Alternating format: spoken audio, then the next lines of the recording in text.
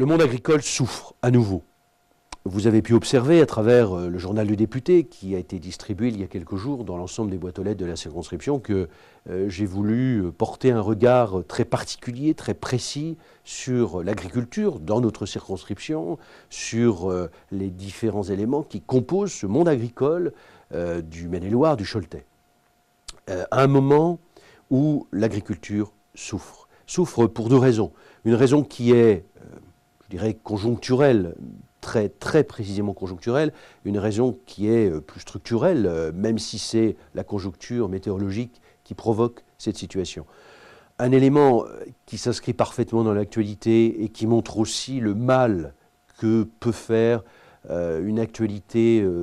qui n'est pas parfaitement encadrée, une actualité qui part un peu dans tous les sens avec des médias qui, à travers l'Europe, à travers le monde, relaient les informations sans contrôle, sans savoir quel est le vrai problème. C'est ce problème de l'intoxication alimentaire dramatique, puisqu'on a une vingtaine de décès aujourd'hui en Allemagne, avec des centaines et des centaines de personnes contaminées. On a lancé à travers les médias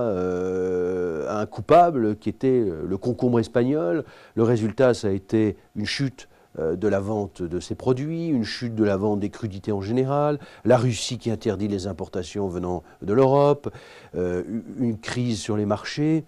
alors même qu'on s'aperçoit après coup que ce n'était pas du tout la cause de la maladie qui provoque ces décès et cette épidémie tout à fait fâcheuse qu'on retrouve en Allemagne et qui a pu se développer aussi dans d'autres pays à travers les voyages de personnes qui étaient passées dans ces régions d'Allemagne touchées.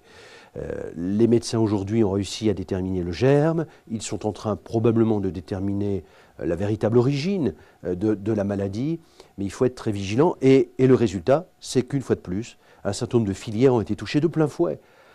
et souffrent financièrement des difficultés liées à cette médiatisation tout à fait anormale parce qu'elle ne visait pas les bons produits et qu'elle ne visait pas les bons producteurs.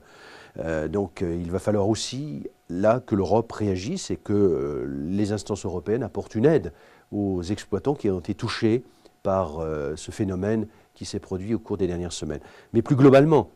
actuellement, l'agriculture souffre terriblement de la sécheresse, de la situation météorologique. Les premiers jours de juin, espérons-le, vont nous confirmer le retour de la pluie. Il faut de l'eau, il faut que cette sécheresse cesse parce qu'il est clair que si nous continuons comme ça jusqu'à l'été, nous serons dans une situation encore plus grave que cette sécheresse historique dont tout le monde se souvient, en tout cas ceux qui étaient en âge de pouvoir le vivre, en 1976, qui reste une sécheresse qui a beaucoup marqué, et notamment le monde agricole. Il est important que des mesures, là encore, soient prises à la fois par le gouvernement français, par les instances européennes, pour soutenir nos agriculteurs, notamment les éleveurs, parce qu'il serait dramatique que les éleveurs en soient à ce choix épouvantable qu'il y aurait à dire où on achète de la nourriture pour nos bêtes en allant en prendre dans nos réserves et en achetant une nourriture qui aurait pu servir pour d'autres mois de l'année, ou bien on est obligé d'abattre le cheptel, comme malheureusement on l'entend dans certains cas. Il est essentiel que nous puissions apporter des réponses de soutien